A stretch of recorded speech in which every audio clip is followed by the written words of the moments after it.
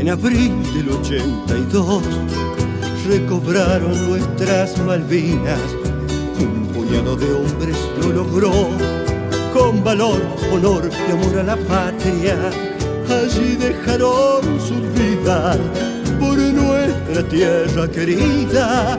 Soldados, guerreros, gurises de esta bendita Argentina. Con fusil antiaéreo y avión defendieron aquel trozo de nación. 649 cumplieron su juramento. Bienvenidos a una nueva emisión de La Hora de la Verdad 1982. Hoy contamos con la presencia muy especial de una señora de Entre Ríos, la cual es veterana de guerra del Atlántico Sur o de Malvinas. Ella es Alicia Beatriz Reynoso. Muy buenos días. Hola, buenos días a toda la audiencia. Alicia Mabel Reynoso, Alicia, no Beatriz.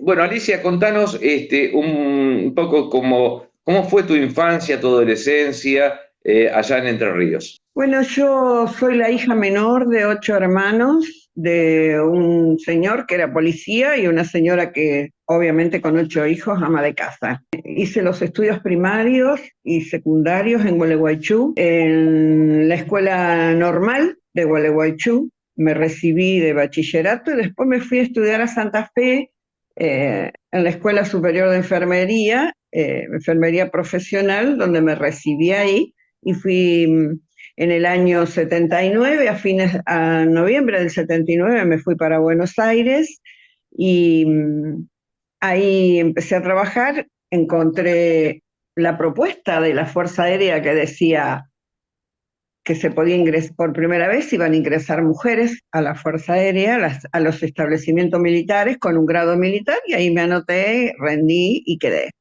Fue una infancia muy humilde, pero muy honesta y muy llena de verdades. Creo que es el espejo que al menos mis hermanos y yo nos miramos siempre cuando tenemos alguna propuesta por la cual luchar.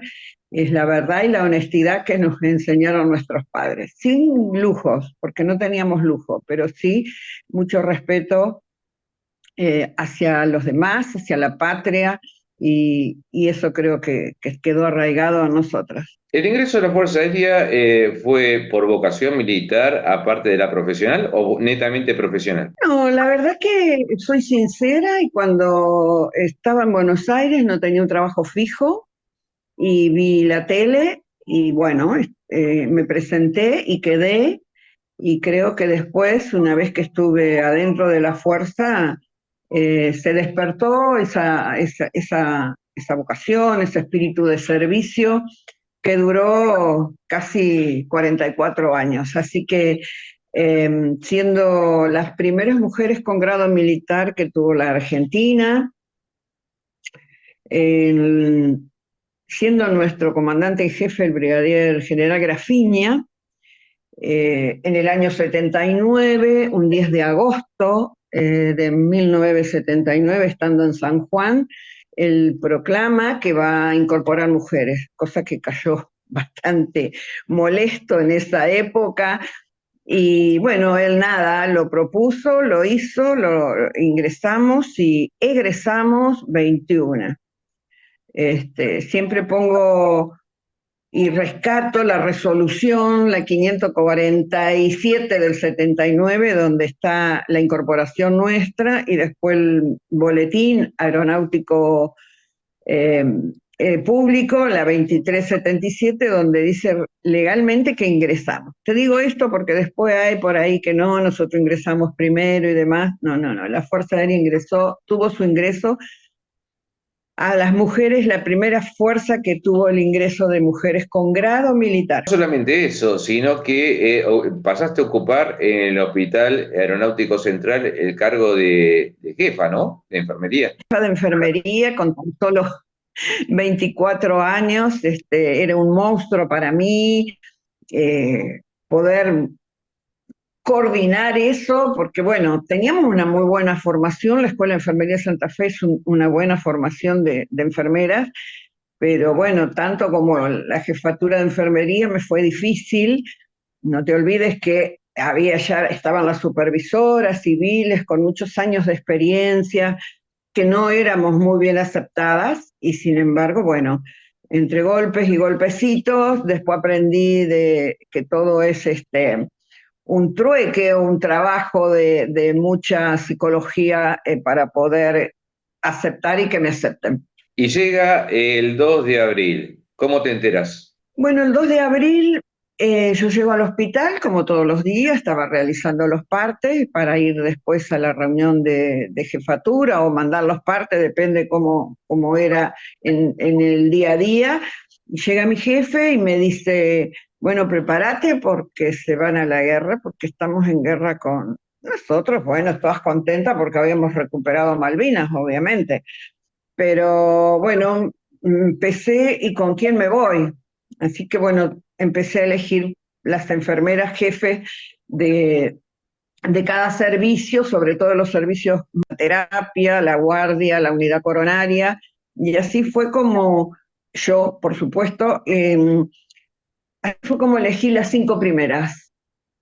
Y creo que esa foto emblemática que ha estado inclusive en las Naciones Unidas para el Día de la Mujer, nos pinta tal cual somos, las 5 primeras que llegamos a un lugar que no sabíamos dónde íbamos. Yo no me pude ir a despedir de mi madre a Gualeguaychú, sí le escribí una carta general para todos mis hermanos, diciéndole lo feliz que estaba de poder defender la patria a través de mi profesión, la enfermería, que para eso hacía 2 años había ingresado y había jurado defender la patria. En aquel entonces estaban pensado justamente que el hospital reubicable pasara a Malvinas, pero debido a las condiciones de la turba, ese hospital reubicable queda en Comodoro Rivadavia. Así es, queda en una de las 6 bases militares que tuvo la Fuerza Aérea Sur, y cuando llegamos vimos el piso que ya estaba preparado y dijimos, bueno, ¿por qué acá? Y ahí nos explicaron lo del suelo de Malvinas, lo que, bueno, enseguida empezamos a hacerlo, para lo cual nos habíamos preparado siempre. Yo hacía 2 años que estaba en la fuerza, así que estaba preparándome lo que profesionalmente me preparé afuera y militarmente me habían enseñado en la fuerza estos 2 años. Así que empezamos a trabajarlo, a instalarlo. Recuerdo que el hospital lo armamos y lo desarmamos y lo ponemos en apresto al personal de dotación correspondiente, a cual en el momento de despliegue del hospital. Y bueno, hicimos eso. Yo como instrumentadora, enfermera instrumentadora quirúrgica, es la que más demora en ponerlo en apresto, porque bueno, no solamente es el armado, el sellado del hospital, sino también la preparación de las futuras cirugías que pueda haber, los futuros campos, las futuras cajas de cirugía que hay que esterilizar todo, ¿no? Así que bueno, pero todo el mundo colaboraba con todos, médicos, enfermeros, técnicos, y realmente éramos un todo allí. Ese hospital era bastante moderno porque tenía 1 año de antigüedad y creo que era de 7 módulos, ¿no? Son 11 módulos, de los cuales las cirugías se pueden hacer 2 cirugías simultáneas. Tenemos unidad coronaria, tenemos sala de rayos, laboratorio, odontología, internación, cocina, una planta potabilizadora de agua, una planta de grupos electrógenos para darle la electricidad que necesita. Y eso se lo compró en el año 1981 a los Estados Unidos, y realmente es un hospital que hoy por hoy, creo yo lo dejé de ver en el 2007, hoy por hoy era uno de muy buena complejidad, De hecho, estaba muy bien cuidado y está, supongo, muy buen cuidado y hace que ese soldado, como le digo yo, al hospital siga batallando en la posguerra, porque bueno, usted fue a Kosovo, a Mozambique, a Haití, a misiones dentro de la provincia, dentro del país, Chaco, las inundaciones, a muchas cosas. La verdad que es un guerrero que sigue presentando batalla. Durante la pandemia también hizo lo suyo, así que la verdad que es un chiche que tenemos y que hoy es del Estado Mayor General Conjunto, lo cual también está bueno porque pueden participar de las misiones todo el personal de las Fuerzas Armadas. Ustedes como personal militar realizaron la instrucción en Ezeiza, el cual tenían instructores hombres, pero también tenían instructoras mujeres que en aquella época eran de la PAM, de la Policía Aeronáutica Nacional. Ellas eran más duras con ustedes que los hombres, ¿no? Sí, sí, sí, los hombres como que no sabían cómo tratarnos. Yo agradezco siempre al Comodoro Ataliba Fernández, lo nombro porque en su momento no lo queríamos mucho, pero después creo que nos formó para lo que se nos venía, que era la aceptación en un mundo pensado para y por los hombres, y que debía que ayornarse a la presencia de las mujeres. Eh, y sí, las policías aeronáuticas estaban un poco medio celosas porque ellas no tenían un grado militar. Nosotros salíamos de esos 4 meses de instrucción con un grado militar. De hecho, hubo unas chicanas después, una vez que tuvimos las tiras, como le decíamos nosotras, pero bueno, propio de la juventud, de la instrucción. La verdad que fue una etapa para mí maravillosa porque, bueno, eh, yo la pasé muy bien. Recuerdo que estuvimos viviendo prácticamente, no viviendo, no prácticamente, viviendo ahí en Ezeiza, salíamos algunos fines de semana, no todos, y bueno, así hicimos lo que teníamos que hacer, qué sé yo. Creo que nos prepararon bien. En su momento hubo inconvenientes con algunas policías aeronáuticas, se formó toda una camaradería, porque a ellas también le dieron un grado militar, entonces como que se equiparó la cosa. Ustedes se alojaban en aquel momento en lo que era el Hotel Internacional. El Hotel Internacional, me acuerdo, hacíamos las instrucciones en las piletas de Ezeiza, no tenían agua, por supuesto, y hacíamos la instrucción ahí, nos dábamos clase ahí, desfilábamos ahí. La verdad que era todo muy raro para la gente que estaba, porque bueno, éramos las primeras y muchas veces no se sabía cómo actuar, pero bueno, lo hicimos de la mejor manera. De hecho, hoy con orgullo decimos, hay pilotos femeninas de combate, de transporte, mecánicas y demás, todas las especialidades. No se trata de género, se trata de amor a la fuerza. Alicia, ustedes comienzan a recibir los primeros heridos a partir del 1 de mayo. A las 4:40, cuando se inicia el bombardeo, a las pocas horas empezaron a llegar los heridos. La verdad que hasta ese momento fue una tensa calma porque preparábamos todo por sí o para qué, o para mandar a nuestros compañeros que nos pedían de las islas. Y ahí empezaron a llegar después los heridos. Habíamos puesto el hangar que tiene YPF, que todavía está en la película, lo habíamos transformado en lo que hoy se llama showroom. Habíamos colocado alambres de lado a lado con sueros ya listos para ir colocando a medida que iban bajando los heridos.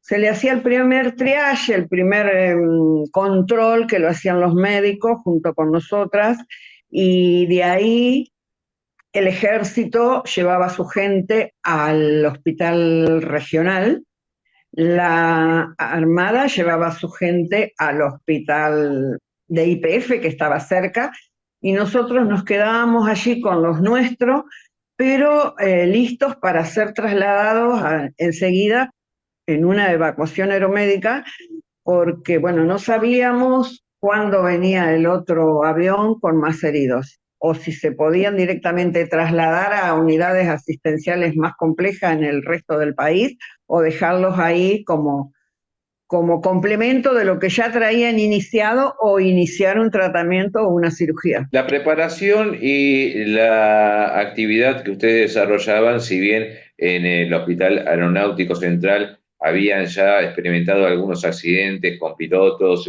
y suboficiales, nunca habían visto pie de trinchera y mano de trinchera. ¿Y eso cómo lo tomaron? La verdad es que hoy por hoy lo charlamos con todas, que nos reunimos seguido, y en ese momento lo tomamos como algo normal, como que no teníamos tiempo de cuestionarnos si nos impresionaba o no, si nos dolía o no. Recuerdo muy bien las palabras de nuestro director de sanidad que nos decía: ustedes tienen que demostrar fortaleza, la sacan de donde sea. Acá no se vino a llorar, no se vino a tener miedo y no se vino a llorar con el que llega. Acá hay que solucionar y ser operativas, 100%. De hecho, las enfermeras militares somos asistenciales en tiempo de paz y operativas en tiempo de guerra. Así que más que ahí lo podíamos demostrar, para lo cual nosotras decíamos que estábamos preparadas y por lo tanto teníamos que demostrarlo, y así lo demostramos. Creo que hicimos, aparte de la tarea real de la enfermería o de la instrumentadora quirúrgica en mi caso y en el caso de Rodríguez,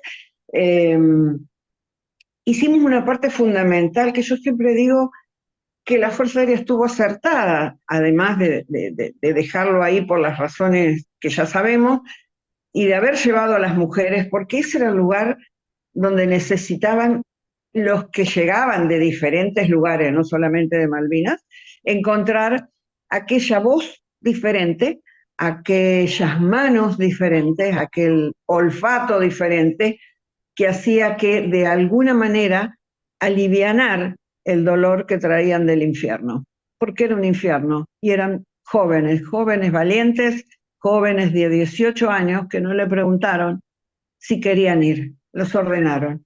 Algunos con tan poca instrucción que la guerra fue la instrucción misma. En aquel momento, ¿tuviste la oportunidad de realizar algún vuelo con el C-130 a las islas para transportar heridos? Bueno, nosotros teníamos la orden directa del señor brigadier de Sanidad, brigadier Irgans, no cruzar a las islas. Ninguna debía cruzar, estaba prohibido. Así que nuestra consigna era, si alguna tenía que pasar, que pase, pero después tenía que venir a decírselo el motivo por el cual había cruzado. No somos tripulación, no éramos tripulación de ningún avión en especial. Éramos la tripulación del avión que nos mandaba, el C-130, los Fokker, el Merlin, el avión que nos mandara. No éramos tripulación específica de ningún avión y no podíamos cruzar. Siempre tenemos muchas dudas porque los aviones se manejaban a la madrugada, nosotros no podíamos bajar ni siquiera a la pista, nos cargaban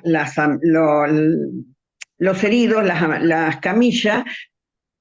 Nunca supimos dónde estábamos, porque a donde los íbamos a retirar también estaba todo oscuro.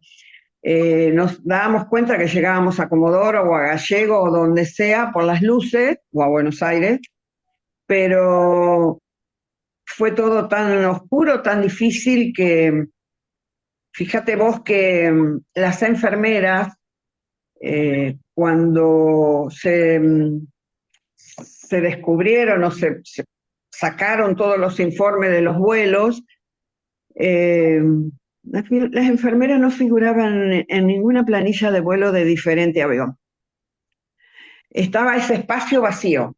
O sea, yo no le voy a preguntar al mecánico, che, ¿me anotaste? Porque la verdad que tenía mucho trabajo con lo que llevaba ahí adentro. Calmarles el dolor, fuimos un poco madres, amigas, hermanas, contenerlo.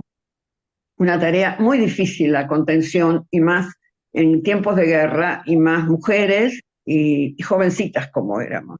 pero sin embargo lo hicimos. Y no nos preocupamos si el mecánico escribió o no escribió nuestro nombre. Nos enteramos muchos años después que muchas no habían sido anotadas en esos vuelos que realmente hicimos las enfermeras. ¿Considerás que eso fue justamente a causa del machismo que había en las fuerzas? Yo no sé si el machismo propiamente dicho, parte debe haber, pero el mecánico jamás nos preguntó, voy a hablar en mi nombre, jamás me preguntó mi nombre cuando subí un avión para anotarme en el registro.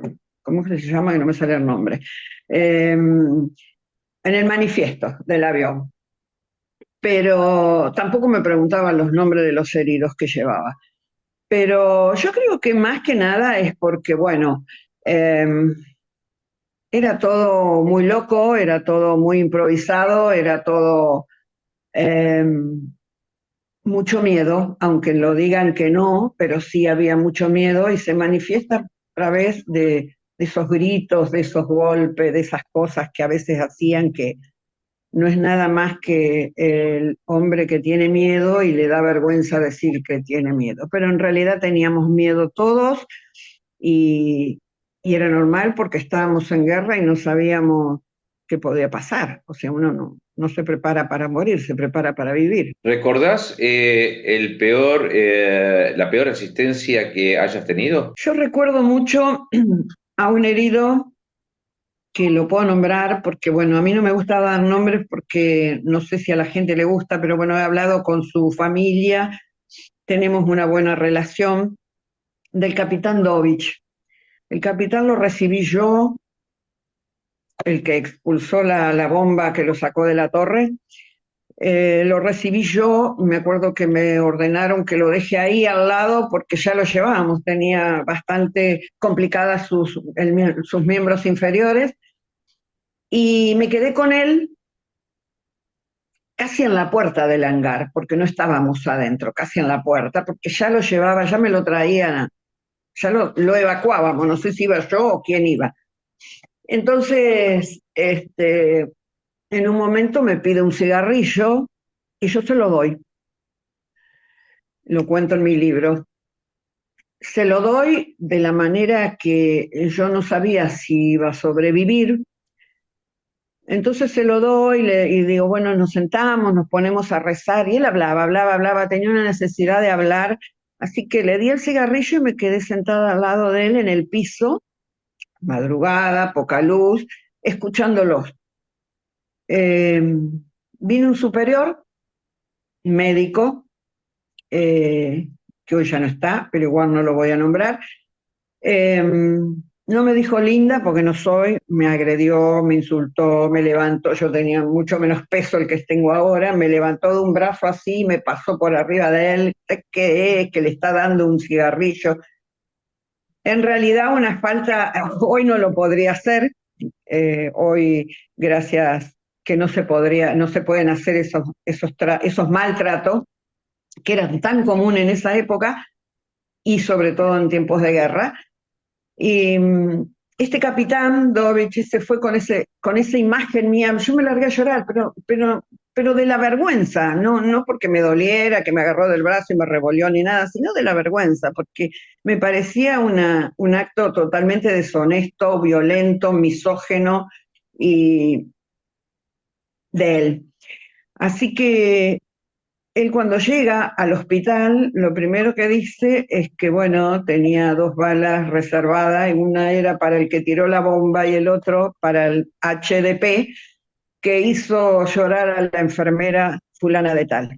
Pasaron los años, yo pensé que él había fallecido, y yo estaba destinada en el CAR, allá en Buenos Aires, y nos vimos. Y él pensaba que yo ya no estaba y yo pensaba que él no estaba. Así que bueno, ahí nomás llamó la familia y ahí nació una linda amistad. Lástima que, bueno, él se nos adelantó. ¿Cómo era la convivencia entre ustedes? Me refiero al personal femenino. El personal femenino estábamos bien, éramos todas unidas porque, bueno, no nos podíamos dividir, no nos podíamos separar. No te olvides que era un mar de hombres y había 5, después otras 4, después otras 5. de mujeres, así que era medio complicado movilizarse sola. Entonces, la orden del brigadier Irgans era andar siempre de a dos o de a tres. Así que bueno, yo era la más antigua, obviamente tenía a cargo por ahí lo que hacían mal y lo que hacían bien, las cabo principales enfermeras. Así que yo creo que era bien, nos tratábamos en su momento cuando llegaban los heridos y era todo orden contra orden, grito más grito, anda para acá, arreglá ya, abrí el quirófano, andate para allá que te vas en tal vuelo.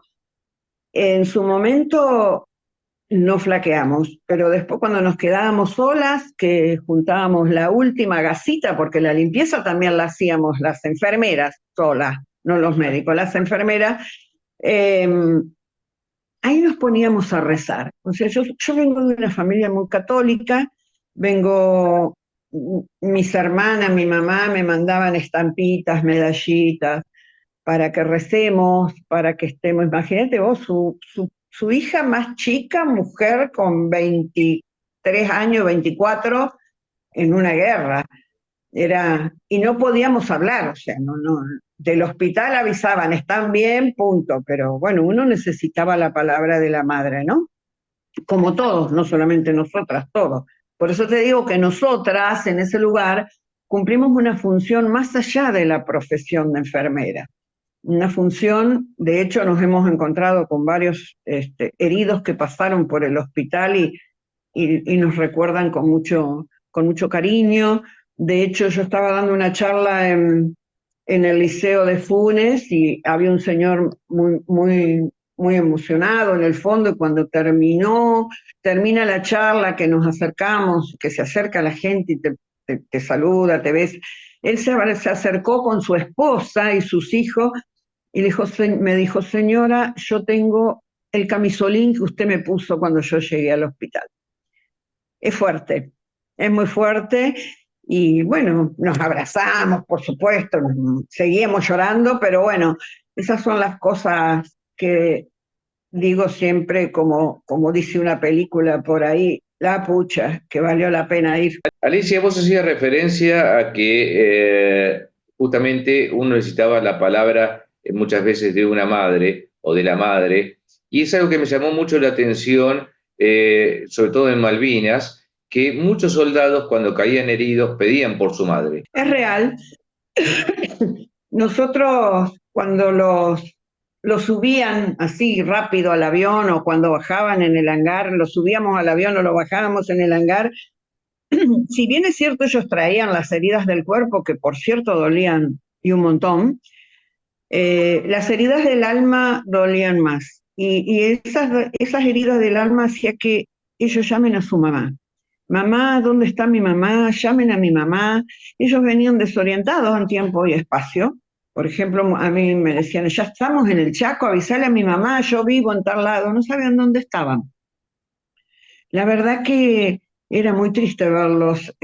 Hoy yo con el correr de los años, ya soy madre, soy abuela de 2 nietos, y me pongo a pensar en el dolor de esas madres, ¿no? Que habían mandado a sus hijos a una guerra para lo cual no estábamos preparados y que lo hicieron de una manera así, y que en realidad 649 únicos héroes son los que dieron la vida por esta democracia que hoy tanto disfrutamos y que tan poco cuidamos.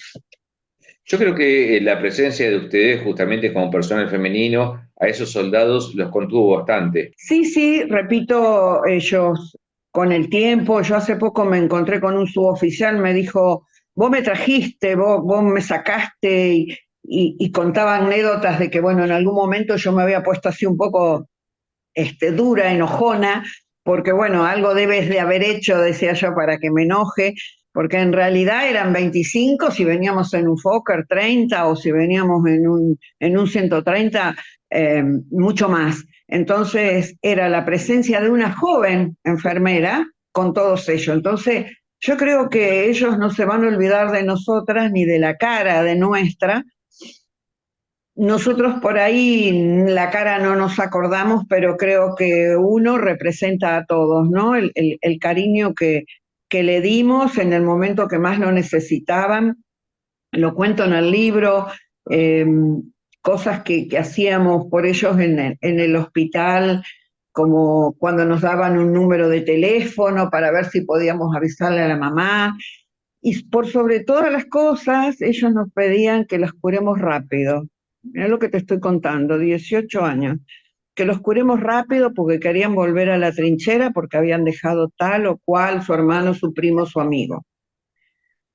Y nos llamaba la atención porque eran jóvenes valientes de 18 años que estaban defendiendo la patria, 18 años, con armas que por ahí no funcionaban y, y que sin embargo ellos querían volver.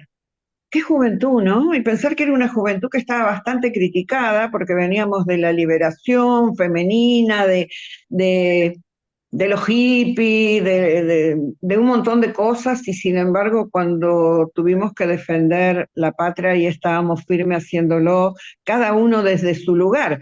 Mi trinchera no fue una trinchera como la de un soldado, mi trinchera era el hospital. ¿Y cómo fue tu relación con el brigadier Crespo? No tuvimos mucha relación, sí, con los años, en el 2000, a ver, para un poquito, en el 2007 yo me fui por primera vez a Haití, en el 2003, o no, en el 2004, para un 10 de agosto, yo voy a una formación a Palomar, donde él se manda un speech como de 2 horas más o menos, y estábamos todos los viejitos, ya estábamos viejitos en esa época, parados, que no podíamos ya, no podíamos estar más, y bueno, habló todo desde que él fue alférez y demás. Y después se fue a saludar a los médicos y bueno, yo estaba ahí paradita y no me acuerdo quién fue que le dijo, ella es una de las enfermeras que estuvo, sí, sí, sí, después él va al CAR a colocarse un inyectable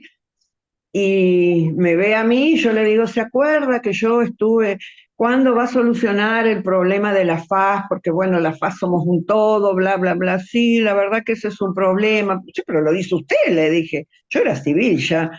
Lo puso usted al problema, no yo, ¿no? Los militares. Y la verdad que si la Fuerza Aérea triunfó es porque, y los pilotos son unos grandes héroes en todos lados, es porque todo un todo se unió para que eso sucediera, desde el soldado hasta la enfermera, el piloto mismo, por supuesto que fue, tiró la bomba, volvió o no volvió, pero me dijo, sí, sí, yo te prometo, bueno, como todas promesas, no nunca la cumplió, y esos fueron los únicos 2 tratos que yo tuve con Crespo, y la verdad que deja mucho esa división que hizo a mí me duele mucho porque en su momento éramos todos uno y como cuando se mueren nuestros padres, viste que se pelean por un ladrillo, bueno, acá pasó lo mismo.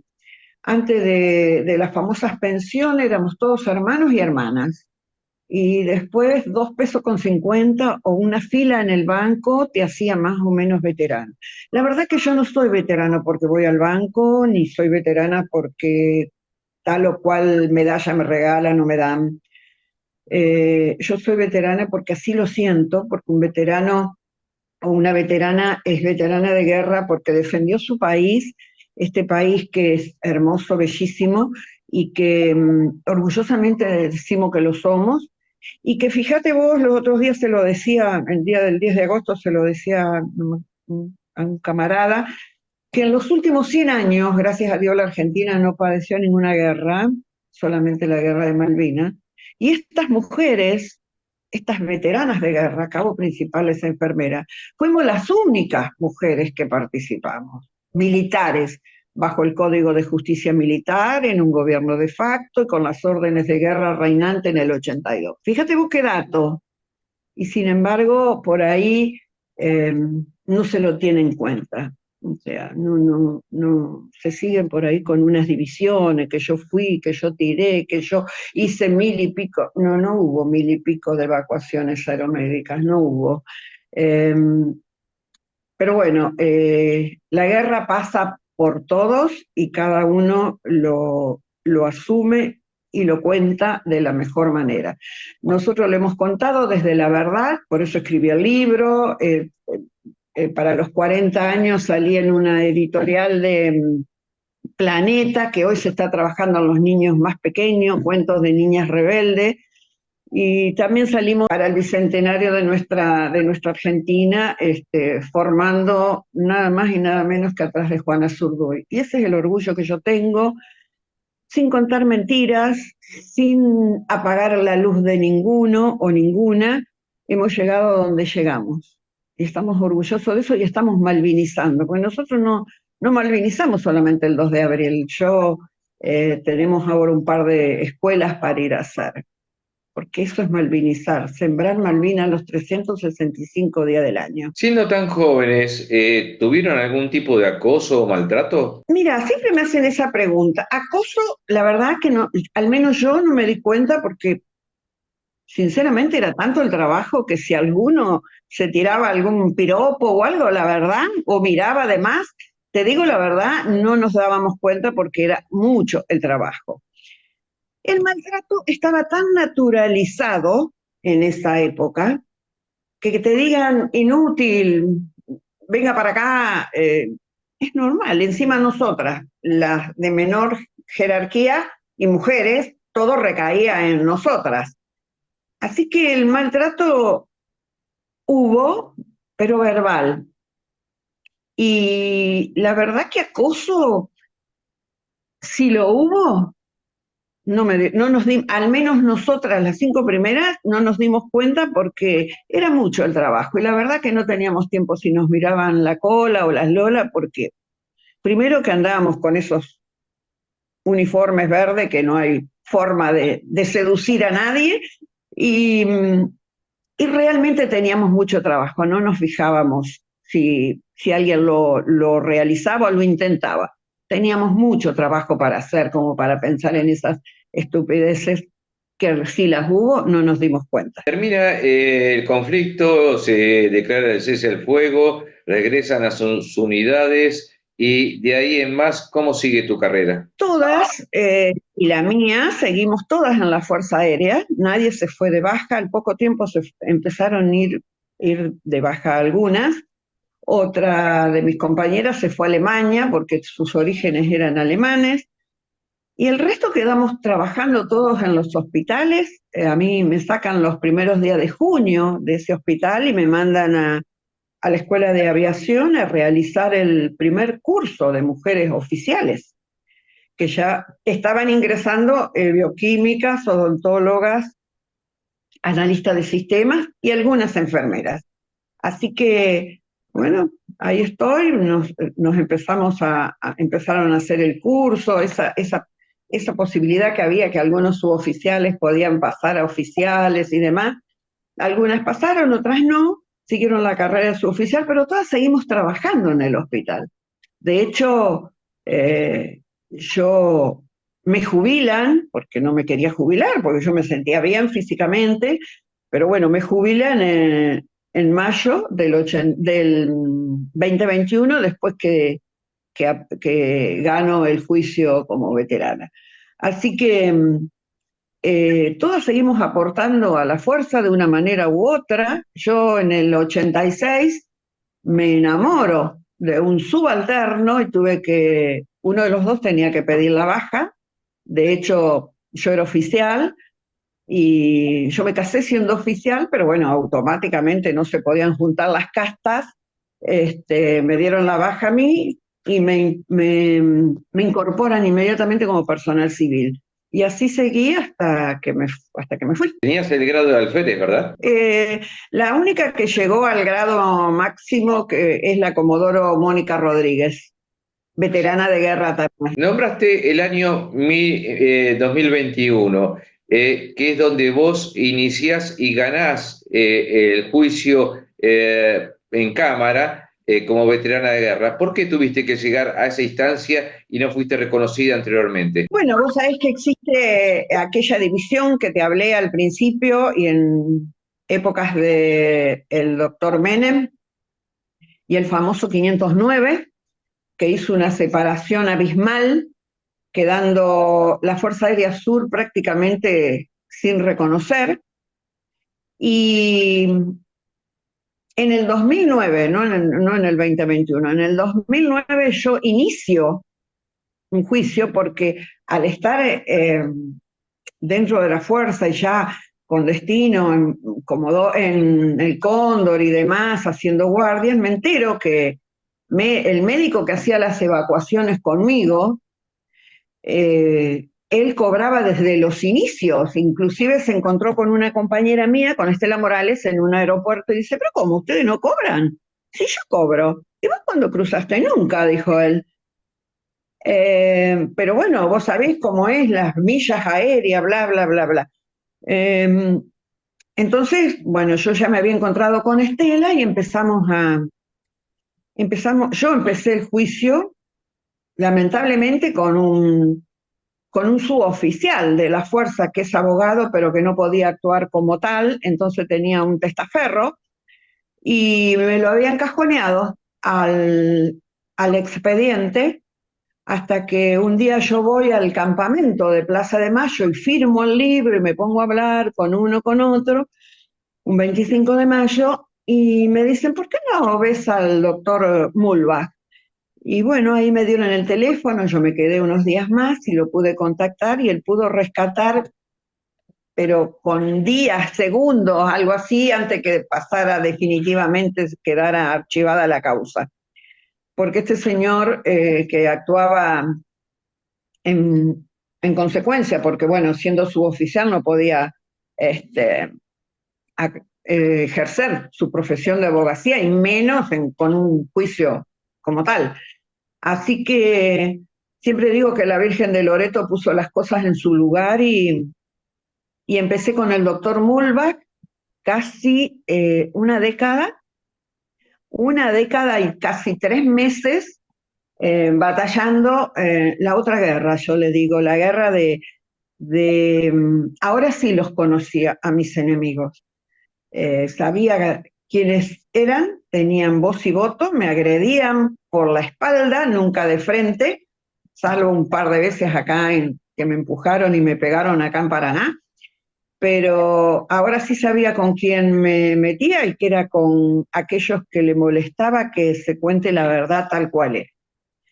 Entonces, lejos de ponerme a llorar, como lloré varios años por esa incomprendida discriminación, para usar una palabra de moda, me empoderé y empecé a decir, si tanto molesta mi relato, por algo es.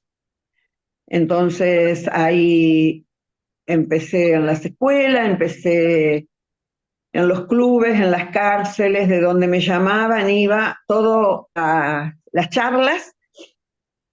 El libro lo hice también sin ningún apoyo de nadie y bueno, así fui luchando de a poco ante la risa de muchos, ante la difamación de varios y la violencia de algunos. 9 jueces, no era que mi amigo me había puesto en una lista, 9 jueces dijeron, sí señora, usted tiene razón. Así que el 7 de mayo del 2021, después de una larga demostración de que yo decía la verdad y de que hay igualdad de condiciones, porque él sí, mi médico, el que hacía las evacuaciones aeromédicas conmigo y yo no.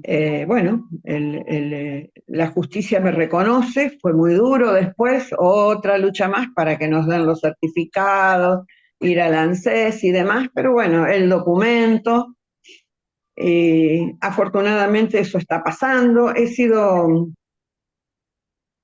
muy desacreditada, muy, a ver, para decir la verdad, muy difamada por el solo hecho de haber pedido lo que me corresponde y me correspondió siempre, y que algunos usaron para usufructo y otras callaron.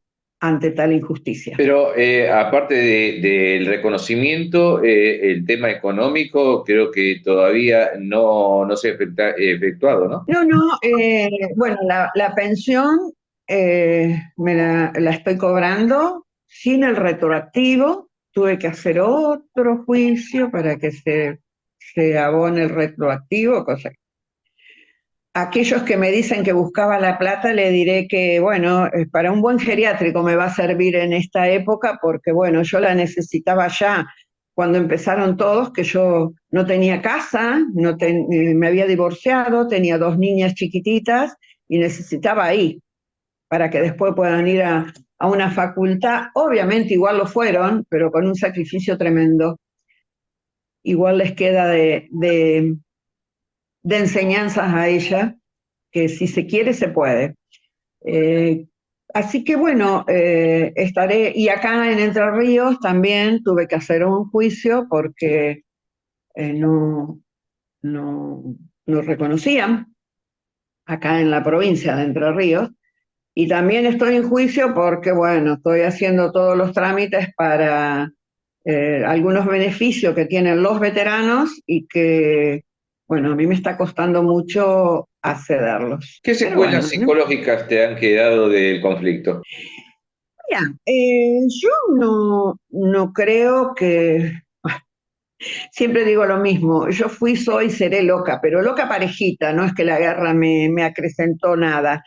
Me dicen loca porque molesto con mis verdades, así que bueno, después de Malvinas creo que se incrementó las ganas de que esa verdad se sepa y de que esa verdad sea escuchada, porque cuando hicieron las listas para esa famosa pensión, yo estaba acá trabajando y obviamente la persona que hacía las listas eh, no me tuvo en cuenta y sí me mandó a decir que si quería que, bueno, que lo vaya a ver personalmente, un metamensaje al cual por supuesto no accedí y, y es una de las personas que hoy me agrede cada vez que puede y me difama. Pero bueno, yo los dejo porque esa agresión a las mujeres de algunos o algunas es el miedo a la mujer sin miedo, como decía un gran poeta. Yo no voy a apagar la luz de nadie, pero tampoco voy a dejar que nos sigan apagando las luces de las enfermeras. Yo sigo luchando por mis compañeras, me han dicho de ahí, del Ministerio de Defensa, me han dicho trucha, mujer de la vida, por decirlo en forma correcta, por el lugar donde estoy, pero sigo insistiendo que son agresiones infundadas y que afortunadamente, o no sé, creo que han terminado o más que nunca lo dicen en lugares muy cerrados donde igual me llega porque yo tengo amigos en el infierno y en el cielo, así que me llegan las informaciones de lo que se dice, pero siempre de espaldas. Significa que están siempre por detrás de uno y no por delante. Por delante no se animan. Cuando me refería al tema de las agresiones, también me refería a que creo que fue hace 1 o 2 años atrás que no te dejaron desfilar, inclusive había un oficial que te hostigó para que te retiraras si no iba a ser con la fuerza pública. Así es. El 9 de julio, mira, yo cumplo años el 9 de julio, así que cada 9 de julio lo recuerdo muy bien. El 9 de julio del 2019 nos habían invitado desde la fuerza para ir a desfilar. Obviamente fuimos y una vez que estuvimos ahí, habíamos comprado el uniforme y una vez que estuvimos ahí hubo una orden superior que decían que no podíamos desfilar, que si lo hacíamos teníamos que esconder el estandarte y demás. De hecho, bueno, hay un video que se viralizó, tuvo más de 1.500.000 reproducciones y me llamaron de todas partes del mundo, de España, de Italia, de Paraguay, de Perú, solidarizándose por la agresión de este señor. que con una supremacía en altura nos señalaba con el dedo a mi compañera y a mí. Y yo había ido a buscar una abogada porque decían que nos iban a llevar con la fuerza pública, siendo que los que estaban a mi alrededor mirando en ese video estaban en igual situación que yo, sin ser reconocida monetariamente todavía. Porque en realidad ellos lo que siempre me decían es, pero vos no cobrás. Pero yo no soy veterana porque cobro. A ver, eso tiene otro nombre en mi jerga, en mi poca cultura que tengo. Los soldados que se le paga tienen otro nombre. Pero bueno, para ellos no cobrar era, bueno, ahora dicen otros temas, pero bueno, mayor riesgo, menor riesgo, como si las balas o las bombas tuvieran nombre y apellido. Pero bueno, no me lo imagino a San Martín preguntándole a los soldados, che, ¿cuántos tiros tiraste vos? No me lo imagino, sinceramente, pero bueno, serán las guerras de estas guerras por quién tiró más una bomba o un tiro. Y en realidad las islas siguen siendo usurpadas. Y la verdad que duele muchísimo en todo lo que sucede alrededor. Y bueno, ese video, igual yo le dije, yo escondí el palo donde va el estandarte, lo dejé en el ACA, yo soy socia del ACA, así que se lo dejé a los chicos que me lo cuiden, y me escondí el estandarte bajo del brazo, debajo de la campera, y cuando salimos lo desplegamos y la verdad que fue una ovación. Y yo creo que hay un poco de problemas de cartel, como le digo yo, en algunos y algunas. Porque en realidad todos estuvimos en el conflicto del Atlántico Sur de una manera u otra y cada uno lo hizo de la mejor manera. 649 dieron la vida, únicos héroes. Y qué cosa que actualmente por ahí están queriendo sacar los 17 que murieron en el continente pura y exclusivamente por un problema económico. Pero bueno, la muerte nos une, la muerte nos iguala, mueras donde mueras. Entonces, bueno, eso marca la poca educación de quienes quieren sembrar otras cifras. Tu provincia natal, en cierta forma, te discrimina porque no te hace participar de ningún tipo de acto. No, en realidad, el primer acto que quise ir me pegaron los veteranos, me empujaron, me caí. Después decidí dejarlos a ellos todo eso cada 2 de abril porque en realidad es lo que les gusta hacer. A mí también me gusta hacerlo, lo puedo hacer en Buenos Aires, gracias a Dios me invitan desde la fuerza, y yo me dedico no sé si educar, pero sí a dar testimonio en cualquier escuela, en las cárceles y en todos lados donde me llaman. Los 365 días al año, no solamente el 2 de abril. Así que les dejo a ellos los actos y los desfiles, que yo me quedo con mis compañeras haciendo. Mirá, tenemos desde el año pasado, llevamos inauguradas como 4 o 5 escuelas que tienen el nombre de veteranas de Malvinas, enfermeras de Malvinas. Tengo en la escuela de enfermería de Gleu un aula con mi nombre.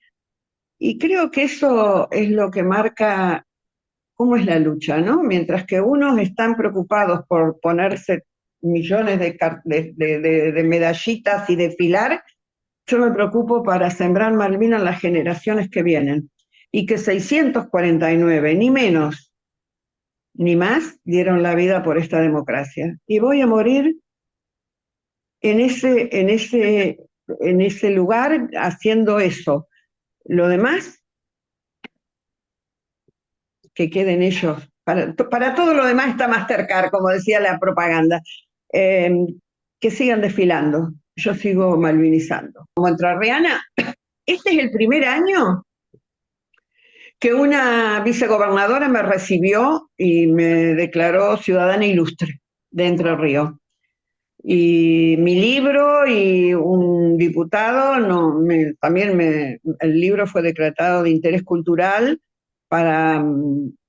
y desde el Ministerio de Educación de hace unos años como material de consulta en la currícula educativa. Esas son las cosas que a mí me interesan, esas son las cosas que van a quedar y por la cual uno tiene que ir trabajando, no por el desfile o por la carrera que cruza el túnel y demás. No, no, no, no, no, que también es importante. Pero yo me quedo con esto y le doy el lugar a ellos que se luzcan el 2 de abril y demás, todas las fechas. Y yo me voy a Buenos Aires porque en realidad ahí yo salí de ahí, yo estaba destinada ahí y me encuentro con mis compañeras como el 1 de mayo, el 10 de agosto, el 9 de julio y demás. Ustedes en Comodoro tuvieron varias alertas rojas, pero una en especial en el cual las sacan de la unidad, aquellos galpones, y las llevan a un tubo de agua, ¿no? Algo así. Así es, estábamos en una de los box de terapia donde nos quedábamos por ahí, tomábamos mates y no había nada para hacer. Y viene el brigadier y me dice, Reynoso, vení. Así que bueno, cuando él se paseaba con las manos en la cintura era porque pasaba algo. Entonces voy y me dice, reuní a las chicas, saquen el arma, lleven el arma y los siguen al doctor tanto. Así que, ¿y dónde vamos? Vos no preguntes, seguir. Así que voy y le digo, chicas, vamos, ¿por qué? Hay que ir. ¿Y dónde vamos? No sé. Y cuando salimos, el doctor infila para un lugar donde estaban unos tubos de esos ¿cómo De es que se desagüe. llaman? No sé cómo se llaman, y corrieron la tapa de arriba esa de cemento, y ahí nos metieron a nosotras junto con el doctor. Y yo no sé el tiempo que estuvimos ahí, a mí me pareció una eternidad, capaz que estuvimos 5, 10 minutos, 15, no sé. A mí me pareció todo un mundo porque, bueno, no sabíamos qué pasaba. Obviamente nos dábamos cuenta que algo grosso pasaba porque si no, no nos ponen ahí. Y ahí se dieron cuenta que el hospital no tenía el refugio. Y ahí empezaron a hacer el refugio, que dicho sea de paso, uno de los que, este, Carlito, de los chicos que eran personal civil, que empezó a hacer el refugio y que hizo, la mayoría falleció hace 2 semanas, que es el esposo de una de las veteranas. De ahí hicimos el refugio, que lo encontramos cuando fuimos a filmar, y fíjate vos, nos habían dicho que no había nada, que había pasado la máquina y que había borrado todo. Y el productor de la película y el director se fueron unos días antes y lo habían encontrado, pero no dijeron nada, no nos dijeron nada a nosotros, y así arranca el documental. Realmente cuando lo vimos con la estufa, que fue fuerte para nosotros, porque ahí pasamos muchas horas. Yo me acuerdo que cuando nos mandaban ahí había un odontólogo que lo primero que hacía era manoteaba una guitarra cantábamos adentro del, del refugio para no escuchar.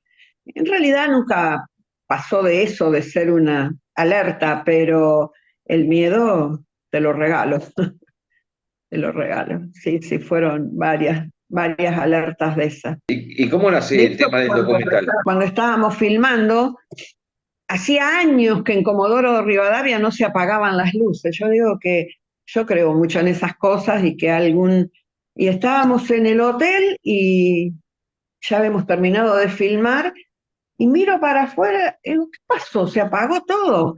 Ay, nomás lo llamé al director, al cámara, vamos fuera, que es como cuando había. Y después preguntamos en el hotel, ¿es común? Eso no sé, hacía años que no se había un oscurecimiento de esto, que no se apagaban las luces. Así que bueno, creo que se alinearon los planetas esos días y hubo mucha gente que se acordaba de Comodoro y no, se acercaba, sí, yo me acuerdo de ustedes, cómo estaban, porque a veces nos escapábamos en las ambulancias que nos llevaban a comprar cosas al centro, ahí a la ciudad, porque estábamos todo el día metidas ahí adentro, ¿no? Teníamos 23, 24 años, éramos muy jovencitas para estar en ese lugar. Y sin embargo ahí estuvimos y acá estamos, luchando, sobre todo mis compañeras, siguiendo luchando contra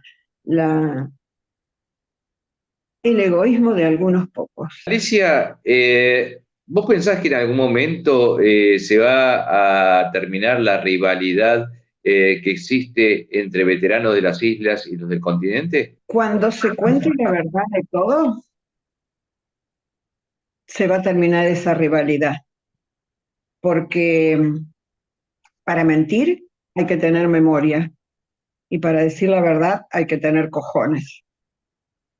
La Argentina nos necesita muy unidos y quizás algún día demostremos que así como en el 82 los veteranos y veteranas estábamos unidas y unidos, podamos unirnos para terminar esa rivalidad y empezar una Argentina mejor. ¿Y por qué pensás que eso ocurre? Porque se han contado, siempre lo digo, se ha contado una media verdad.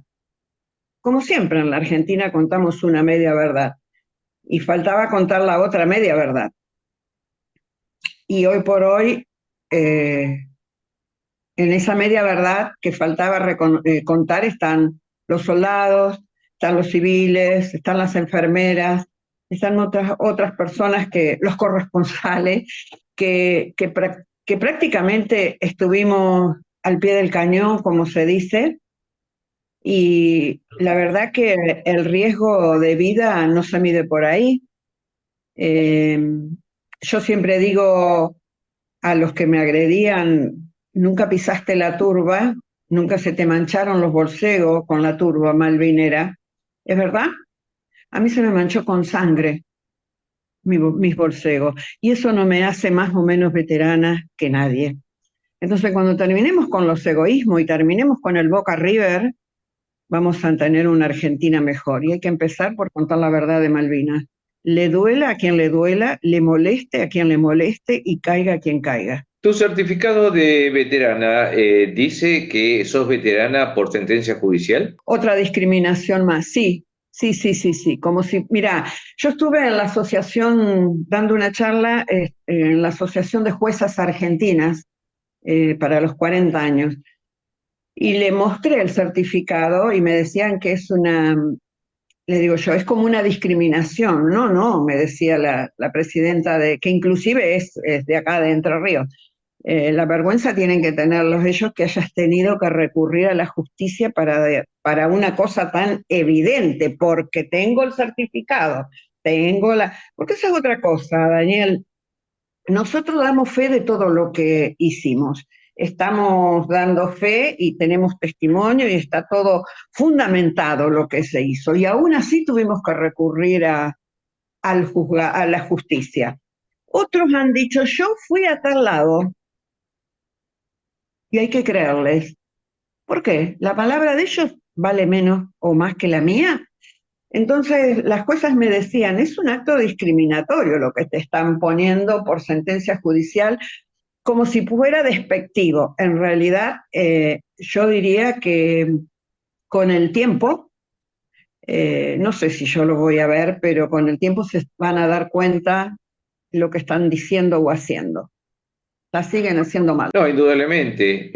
Y creo que mucha culpa la tiene la política, que ha politizado la causa Malvinas.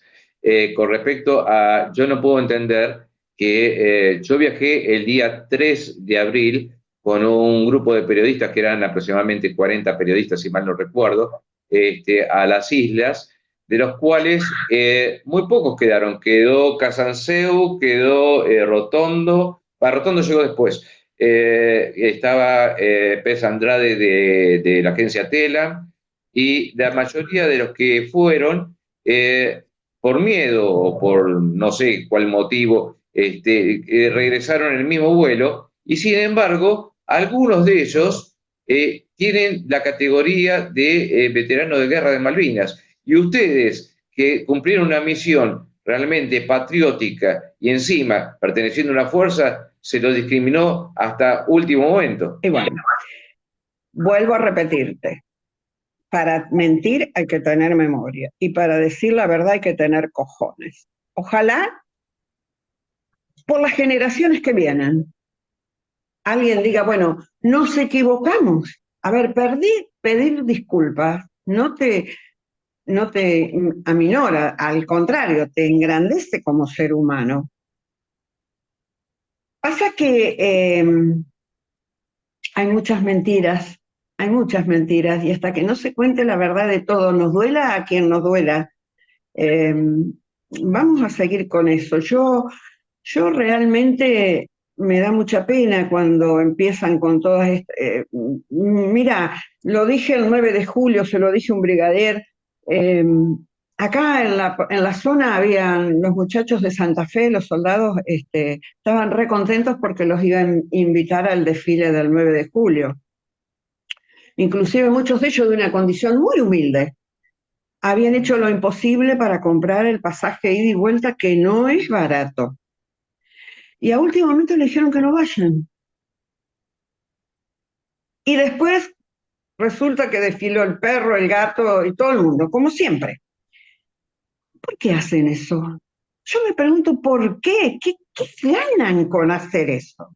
Si no le van a quitar imagen, si es a lo que tienen miedo. Entonces, esas son las cosas que yo ojalá algún día pueda hablar con algún político. Nunca me recibió nadie, así que, y decirle, la pucha, che, nos estamos muriendo, nos estamos muriendo. Hace unos años atrás se murió un soldado, acá tuvimos que hacer una vaquita entre todos porque no tenía ni para el cajón, flaco. Ni para el cajón, y eso te tiene que doler a vos, a mí, al presidente, a la vista, a todo el mundo, a todo el mundo. Se nos están yendo los veteranos en la desidia total y es un problema de todos nosotros, ustedes los comunicadores, nosotras las veteranas que vamos hablando y diciendo, tenemos oportunidades por ahí de hablar con tal o cual diputado o algo, decirle, che, hagan las cosas bien. También es cierto que hay muchos vivitos y vivitas. Yo me quedé en mi casa, pero la psicosis que tengo, nada, ninguna psicosis, no fuiste y no fuiste, punto. Si te quedaste allá en el cuartel cumpliendo bajo bandera, perfecto, pero estabas calentito en tu casa, flaco. Estábamos allá abajo, muriéndonos de frío y con lo que estábamos pasando. Entonces, y mucho más en los muchachos que estaban en las islas. Entonces, también es la vivada argentina, que yo digo, la pucha, ¿cuándo se va a terminar? Ya nos estamos muriendo, nos estamos yendo. ¿Y qué mensaje le dejamos a los jóvenes del mañana? No defiendan la patria porque después los van a sepultar de por vida y van a morir en la desidia total, porque acá no es una cuestión de dinero, ¿eh? Acá es una cuestión de honor, sobre todo con las mujeres. Señores, señoras, tuvimos millones de lugares donde ponían allá arriba a las mujeres, pero resulta que a las mujeres por el solo hecho de tener un uniforme no se nos recibió nunca. ¿Cómo es? ¿Los derechos para unas mujeres o es para todas? ¿Se entiende lo que digo? Entonces esto no era una cuestión de dinero, eso es una cuestión de honor. Y como es de honor y agradecimiento a aquellos jóvenes valientes que fueron a defender la patria. Sí, justamente el tema del desfile del 9 de julio, la Fuerza Aérea había dicho que solamente podían desfilar los pilotos y aquellas personas que estuvieron en las islas, inclusive, ¿no? No fue así. Lamento contradecirte. No fue así. Eran todos. Eran todos. De hecho, cuando yo llegué, lo primero que hice buscar al brigadier, que lo hablamos con la otra veterana, y dice, bueno, pero yo cumplo con órdenes, porque no es cumplir las órdenes. A ver, ¿qué te puede decir? Bueno, ojalá, yo por mi Fuerza Aérea, porque la verdad que para mí es un orgullo pertenecer, es un orgullo ver. Lo hablaba con el brigadier Martínez los otros días, el señor ese que está agachadito, y le decía, para mí usted es el ejemplo del sentido de pertenencia. Y él me decía, para mí son ustedes, porque mira que le han pegado, le han escupido, le han dicho de todo y acá están firmes en el lugar que legalmente nos ganamos y que de la cual nos habían sacado de una forma terrible, ilegal, nefasta. Y quién sabe quién estará en nuestros lugares. Pero bueno, yo siempre digo que la justicia divina es la que pone el punto final. Y creo que ojalá mi Fuerza Aérea algún día solucione este problema. Ojalá, porque así como vos, hay un montón de soldados que vienen, que charlan, yo que los he recibido acá en mi casa y que realmente están mal, que no pueden pagar un abogado, no son gratis los abogados, no son baratos los abogados. Entonces, si tienen un certificado, si tienen esto, si tienen aquello, no, porque no es serio. Señores, no es serio. El Y los señor pintan Nicolás como locos. Casanseu, director de la Gesta de Malvinas del Senado de la Nación, entregó diplomas de honor a muchos veteranos, pero no había ninguna mujer veterana. Yo no tengo problema con el señor Casansau. De hecho, no se quería vacunar cuando cruzó para las islas y pasó por el hospital. Lo tuvimos que vacunar un poco de prepo porque tenía miedo. Una vez que charlamos a través de un amigo en común, le dije, bueno, ¿te acordás de mí? Yo fui la que te vacuné de prepo porque no te animabas, tenías miedo a una vacuna.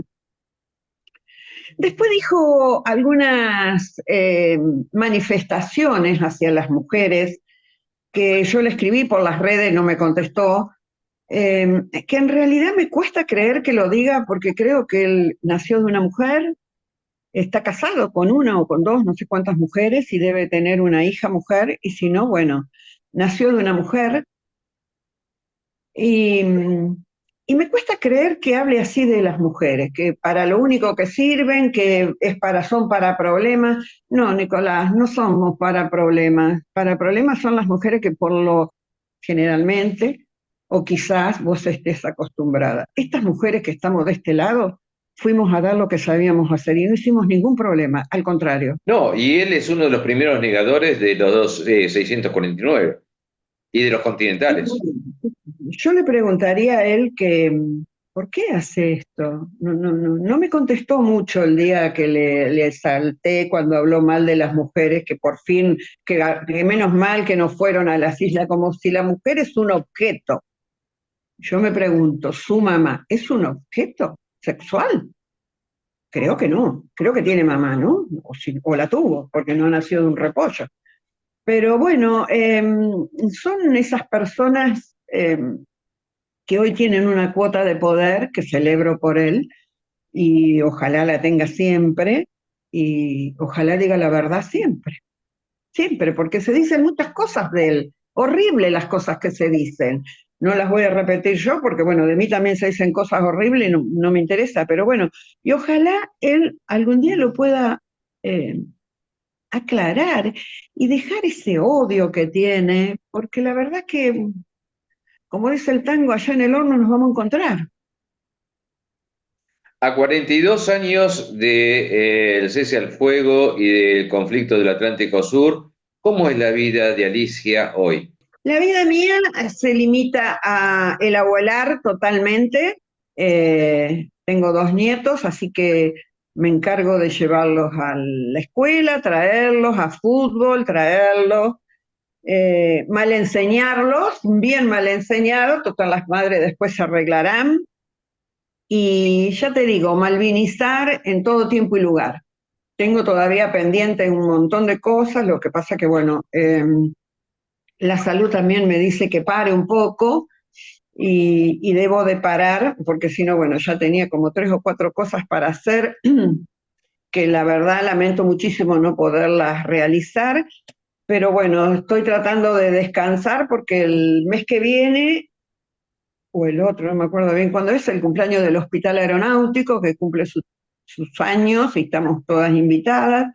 Y también tengo que ir a recibir un premio de Argentores porque se hizo una obra en base a este libro mío y, y recibió un premio la obra de Argentores. Así que voy a acompañar al dramaturgo que lo recibe creo el 9 de septiembre, sí, en Argentores. Así que tengo que estar bien para esa época, así que me prohibieron toda actividad hasta septiembre. Espero que las mujeres de Malvinas sean reconocidas no solamente por los desfiles cuando desfilan por la ciudadanía argentina, sino por la parte política y jurídica, porque la parte jurídica también deja mucho que desear con los reconocimientos. Los jueces son muy negadores, que no sé cuál es el motivo, pero espero que sea en breve, porque ya vos lo dijiste, estamos grandes,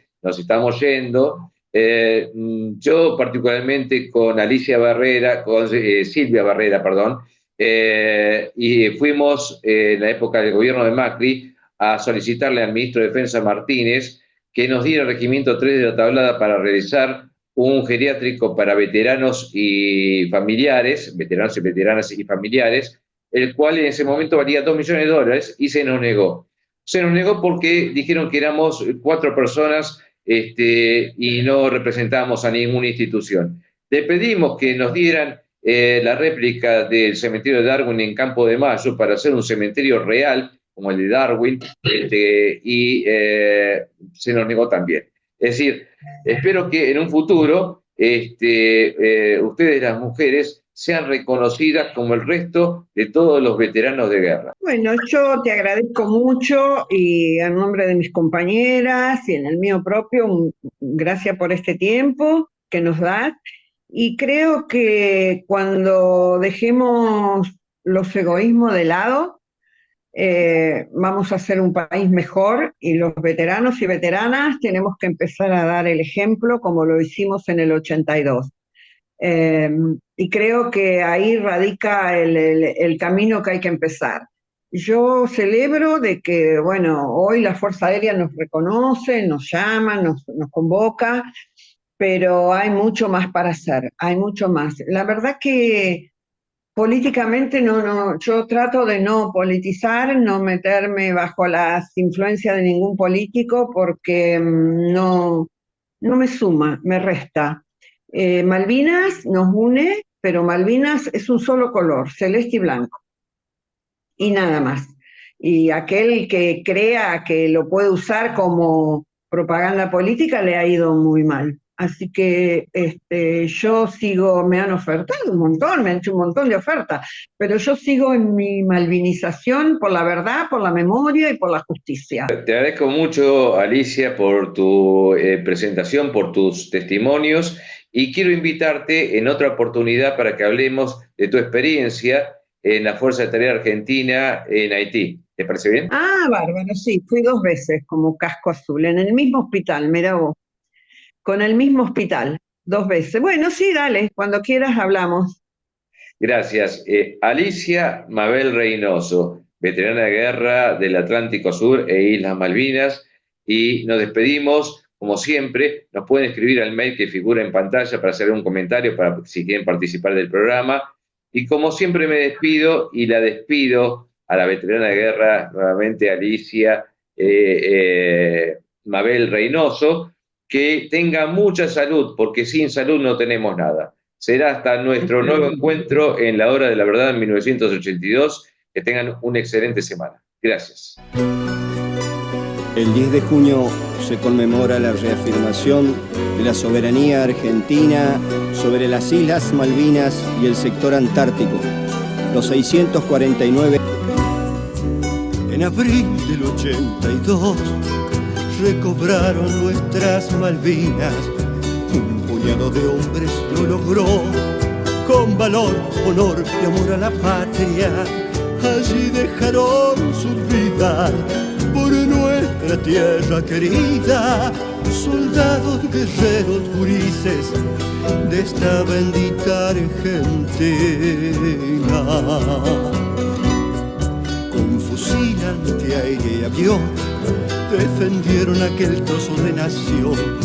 649 cumplieron su juramento al fuerte grito de Dipón, y con sus pechos bien henchidos de puro coraje criollo de esos bravos argentinos.